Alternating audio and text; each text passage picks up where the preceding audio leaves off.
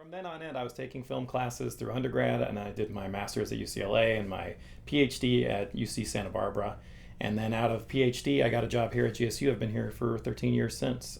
So pretty much either studying film or working sports video to pay for studying film, Yeah. and working at a media industries research center while in my PhD, and now here. So in academia for quite a while.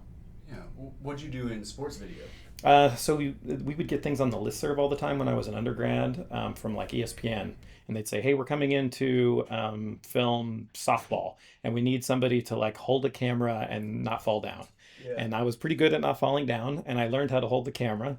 And every time they would come back, I would try and do it again, and I got to do more and more, for a very small amount of pay, but also a lot of good experience. And it was cool that I got to do some of the coming out of a commercial, panning the camera for the score, and like that's my camera that's panning. So that kind of stuff, yeah.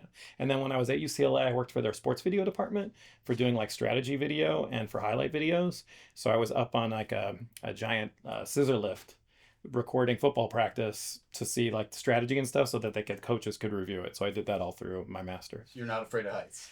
No, but you think California, oh, nice weather and everything. But when you get like 50, 60 feet up in the air, that breeze from the ocean starts hitting you. And so I was like scarf, beanie, gloves and everything, which you wouldn't think in like a, California spring you would need.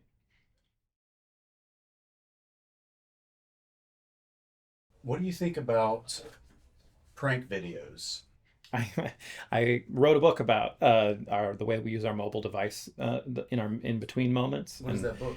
it's the procrastination economy, the big business of downtime, and it's essentially about like the way the entertainment industry creates content for our in between moments, like watching things at your desk. And as the mobile devices grew, it became about all these in between moments in which we watch that snackable content. Are pranksters growing? I feel like there's a market growing of pranksters that Yeah. are kind of like messing with people's businesses and doing things, disrupting Yeah. the store. Yeah. Is that problematic potentially? Is there a way to do that respectfully? I mean, almost no. I'd love to see the respectful way to knock down things in a store. That would be interesting to see. Yeah, I would say it's another cyclical, right? So if we look at like the history of adolescence, Halloween starts out as in America as like a prank war, right? Of just like basically ruining the town until we switch it to trick or treating, right? And so there's a lot of this stuff that's been around for a long time. I do think the internet's ability to amplify things makes us more aware of it and encourages more, copycat of it. So certainly I would say that there's more opportunity to find kindred spirits who would be interested in the same thing than there may have been in the past. But those kinds of pranks have been around for a long time.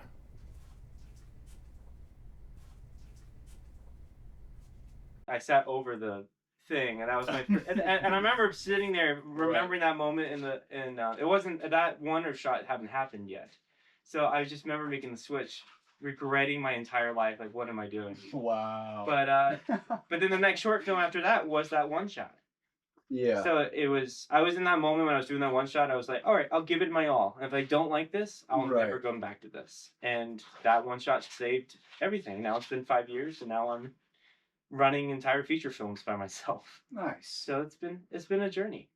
Wow. By the way, That's how I met him. That's a very unique story. Do you guys know what Meisner is? Meisner is repeating just the same thing. Mm-hmm.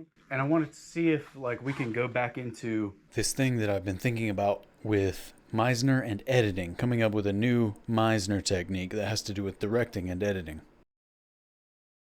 Where you can go to school, get a master's degree, but never have done anything. See, the problem is you want your plumber to know what they're doing. Yeah.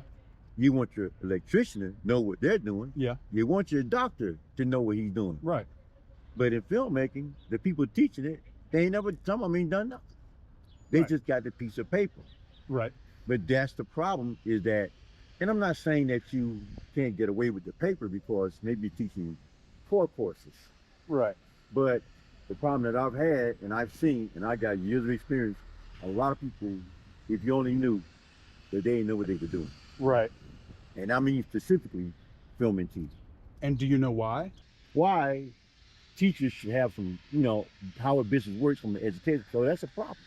And Yeah. I've seen it happen too many times. So when I went to film They school, teach the art and not the business. well, when I went that to the case? well, they just don't have no experience. In other words, let me give you my example, personally.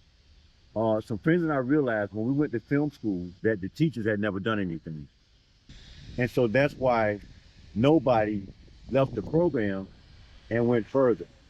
Most people left the program and went to news, they went to radio, Right. they went to the music business. Right. Because the teachers did not know how to teach with, like, hey, Based on a here's real the world next level. setting. Because they didn't have no real world. Right. They never worked they may have worked in a news station, may have worked in a radio station, but it wasn't like they were top shelf. And really, to be honest with you, none of them had ever worked with anybody who was top shelf. I don't buy into the you gotta know this person or that person. One thing I've always heard about this industry and really about any work environment, it's all who you know. And I really didn't comprehend at all what that even means.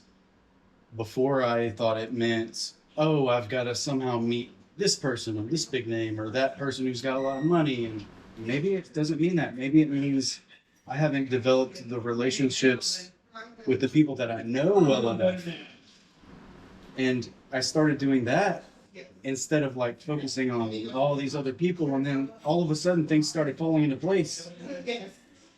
And I don't know if that's maybe the answer to anyone who's got a frustration about the phrase, it's all who you know.